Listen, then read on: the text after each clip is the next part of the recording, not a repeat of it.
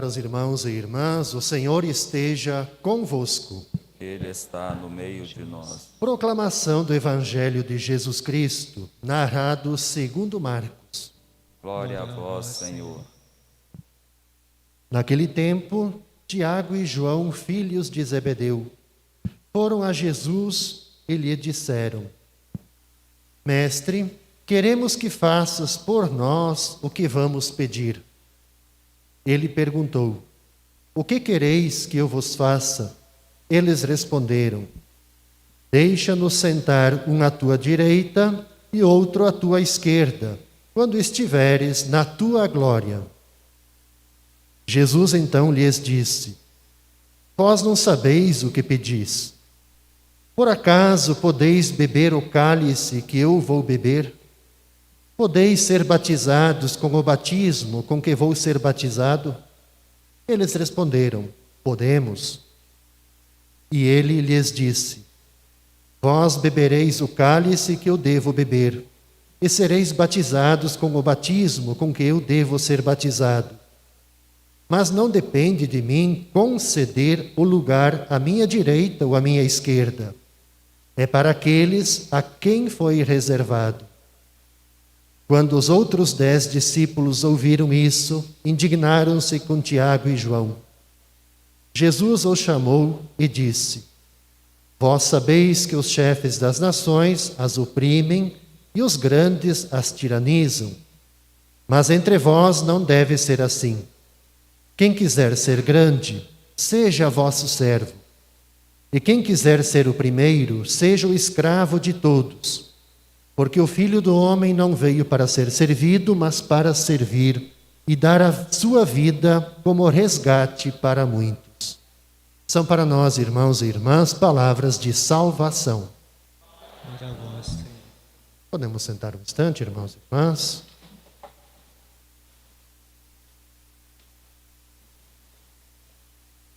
Queridos amigos aqui presentes, quem nos acompanha também pela Web TV aqui do Santuário, nós aos poucos estamos nos encaminhando para o final do ano litúrgico. 29º, vamos até o 33º. E temos a festa de Cristo Rei no meio. De modo que, em 4, 5 domingos, a gente inicia um novo ciclo litúrgico. E é natural que sempre, ao final dos ciclos litúrgicos, é apresentado para nós esse caminho de tensionamento de Jesus com muitos. Pode ser com multidões, com pessoas, pode ser com fariseus, pode ser com mestres da lei. Mas que vai cada vez mais acirrando esse conflito diante primeiro, da dureza de coração, da não abertura para acolher, do não reconhecimento dele como Filho de Deus, como enviado. Então são muitos, muitos os fatores. E também, ao mesmo tempo que nós vamos encaminhando para o final do ciclo litúrgico, nós vamos percebendo esse distanciamento de Jesus e os discípulos. Distanciamento quer dizer no sentido de compreensão também de missão. Veja que talvez o evangelista Marcos, menos assim do que eu tenho agora de memória aqui, talvez seja o evangelista que melhor mostra essa cegueira e essa surdez dos discípulos em ver e também entender a mensagem de Jesus. O Evangelho ele vai narrando de uma forma muito clara hoje aqui, por exemplo, que enquanto Jesus apresenta para os discípulos o caminho, o seu caminho, que é um caminho de entrega, o caminho de serviço até o extremo, o que os discípulos estão fazendo?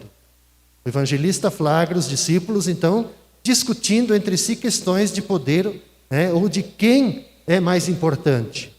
Quem que pode estar à direita? Quem que pode sentar à esquerda? Mas veja que tem um detalhe importante, que no Evangelho está dito assim, quem pode estar à direita e à esquerda quando estiveres na tua glória?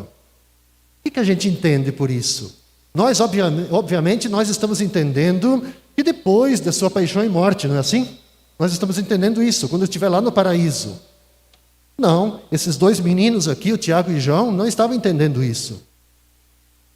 Quando eles falaram assim, quando estiverem na tua glória, o pensamento deles é o seguinte, é quando Jesus estiver sentado no trono, com a coroa, com o cajado, ele é rei e eu quero estar aqui à direita e eu quero estar à esquerda. Nós queremos estar juntos, mandando, exercendo poder sobre as pessoas. Essa é a glória. Então, na minha terrinha se diz assim, que o Tico e o Teco não estavam batendo. Né? Quer dizer, havia uma concepção de pensamento, de visão, de messianismo muito diferentes. Então, qual é a preocupação de Jesus? Quer dizer, Jesus viu claramente que o perigo mais grave que ameaçava o grupo dos discípulos e que isso podia contaminar toda a missão, a continuidade da missão, era exatamente essa tentação do poder. E ele procura cortar isso pela raiz. Por que isso? Veja, porque a gente pode olhar para nós mesmos, para a nossa vida, que o poder, em qualquer de suas formas, qualquer da sua intensidade que for o poder, é uma das tentações mais fortes que todos nós temos. Quem não gosta de um pouco de poder, né? Inclusive, hoje de manhã eu brincava aqui na missa de 8 horas, eu dizia assim, até eu me sinto assim, bem importante, porque eu estou acima de vocês. Eu falo de cima para baixo. Isso dá a sensação de poder. O nosso ego fica um pouquinho inflamado, não é assim? Então, no fundo, todos nós queremos e buscamos, sofremos a tentação de poder. Mas a pergunta que talvez à luz do Evangelho a gente precisa se fazer é, o que de fato, o que tem o poder que tanto nos seduz e que se converte para nós como que um objeto prioritário do desejo nosso, de busca? E eu acho que o motivo, a resposta é bastante simples. A gente não precisa pensar muito, não. É muito simples. Me parece que essa busca do poder nasce exatamente da necessidade do nosso ego, no fundo, de ele se autoafirmar. A gente precisa se autoafirmar frente às pessoas. Buscar o reconhecimento, assim por diante. Porque, no fundo, o poder promete para nós uma posição de superioridade. Inclusive, muitas vezes, é de domínio, sobre uma situação, sobre pessoas, sobre uma comunidade, enfim. Quer dizer, nós, no fundo, acreditamos que nós vamos encontrar no poder como que uma posição privilegiada para a gente conseguir tudo aquilo que nós nos propomos.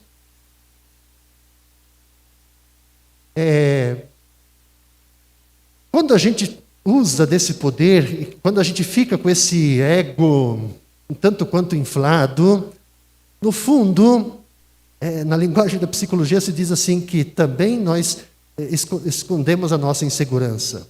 Porque com o nosso ego inflado, a gente busca, no fundo, a gente tem a fome da segurança. Então a melhor forma de exercer a segurança é você exercer o domínio. Ora, por isso que nasce exatamente em nós essa necessidade um tanto quanto compulsiva de a gente se apegar a tudo aquilo que pode sustentar para nós o poder. E pode ser posses, pode ser títulos, pode ser uma imagem, pode ser bens, enfim, uma infinidade de coisas. Agora, no fundo, o poder promete, para nós, é como que uma sensação de força, essa sensação de superioridade, fazendo a gente, inclusive, acreditar que nós estamos acima dos outros, acima de todos. Agora, veja, é isso sim que o poder promete. Mas, na realidade, se nós olharmos, isso é bem diferente. Porque o que realmente o poder ele produz em nós, produz nas relações, produz na sociedade, é divisão e enfrentamento. Eu vou dar um exemplo aqui, não muito legal. Não sei se vocês receberam, acompanharam o que aconteceu quinta-feira na Assembleia Legislativa de São Paulo. O que um deputado, usando da sua dita imunidade, ele proferiu palavras dizendo que o Papa é vagabundo, que os bispos são vagabundos, que a CNBB é vagabundo, que o Dom Orlando é vagabundo, e sucessivamente. Por extensão, todos nós, como cristãos, somos vagabundos. Ora, ele usou de um poder. Agora a gente pergunta, a partir disso que ele se pronunciou, esse poder, ele agrega ou ele cria exatamente a divisão, ele cria enfrentamento? Numa posição que ele ocupa na sociedade. Entende? É isso que Jesus ele procura extirpar na vida dos discípulos e, consequentemente, na nossa. Então, no fundo, quando a gente toma esse exemplo, mas, ao mesmo tempo, o exemplo do Evangelho, o que ele diz? Aqui a gente percebe claramente a grande sabedoria de Jesus. Porque ele percebe, ele constata, ele sabe muito bem como que funciona o exercício do poder. E por isso que ele previne os discípulos contra essa armadilha. Ele vai dizer, entre vós não deve ser assim. Entre vocês não pode ser assim. O poder não é para ser usado dessa forma. Então veja que Jesus ele tem clareza que o poder ele corrói os relacionamentos. Porque o Evangelho já nos dá o exemplo. E os outros 10 ficaram indignados com os outros 2. Quer dizer, começa a corroer a vida de comunidade. Ora, se numa comunidade, se num grupo não há níveis mínimos ou níveis básicos de confiança, tudo desmorona. Tudo desmorona. Então o que Jesus está colocando para a gente? É que o nosso segmento do Evangelho, o segmento de Jesus, não passa pelo caminho do acúmulo de poder, mas passa exatamente pelas trilhas do despojamento, do serviço, de a gente ter inclusive a capacidade de consumir, de entregar a nossa vida. Porque só assim a nossa vida ela vai ter sentido. Se ela é gasta em causas nobres, causas justas.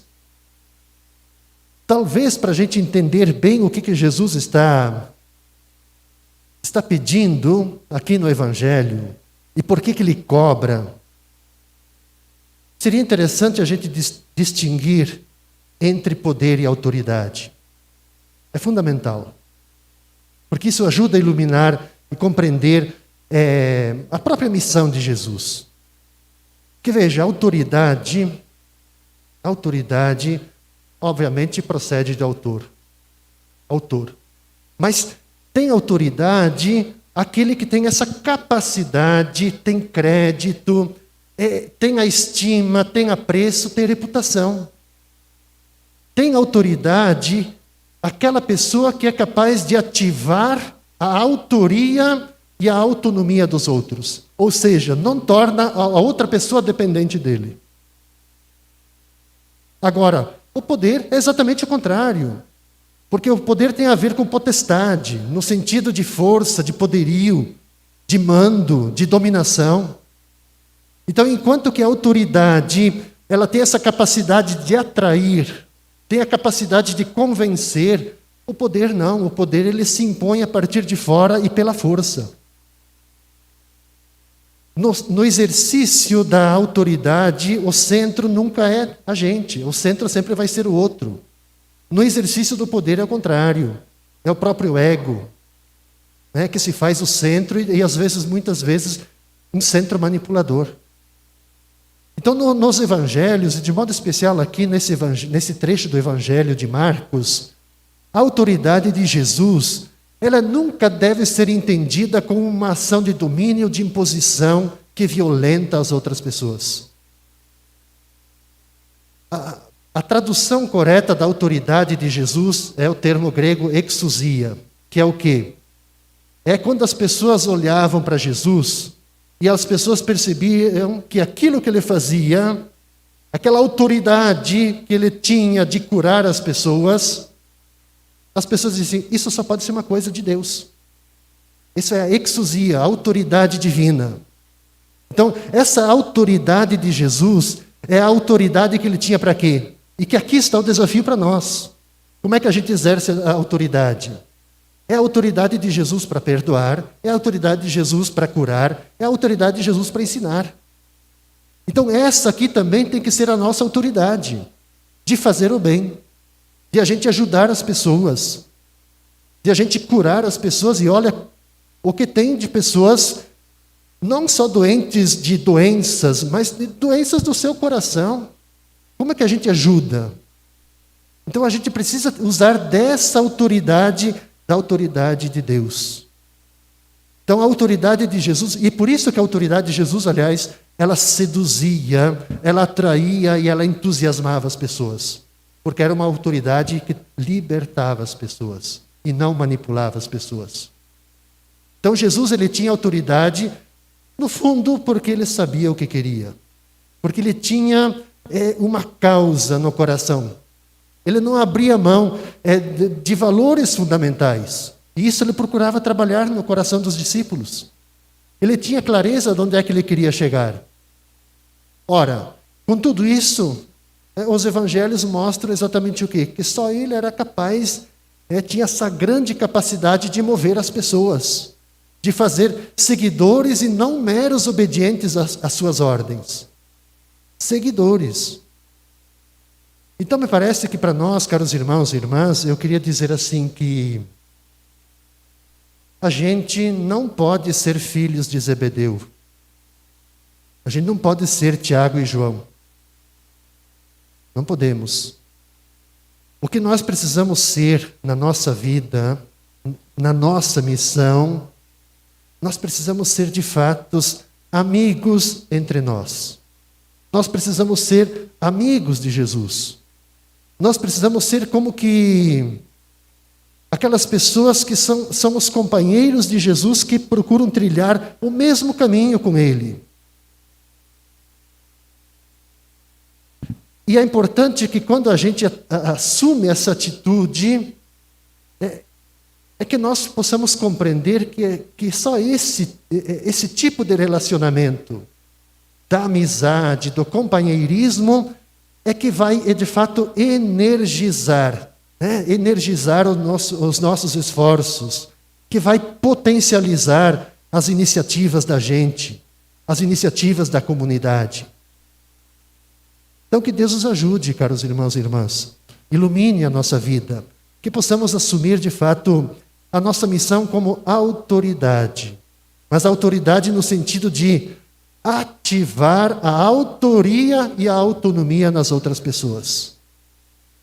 De curar, de fazer o bem, de ensinar, de a gente fazer o exercício diário do perdão. O mundo, ele precisa ser reconciliado. A gente está num momento de violência, de intolerância, de ódio, acima de qualquer média. Nós precisamos ajudar a fazer esse exercício do perdão. O perdão. Que Deus nos ajude. Que esse evangelho ilumine a nossa vida, ilumine nesse mês missionário a nossa própria missão. Assim seja. Creio em Deus Pai,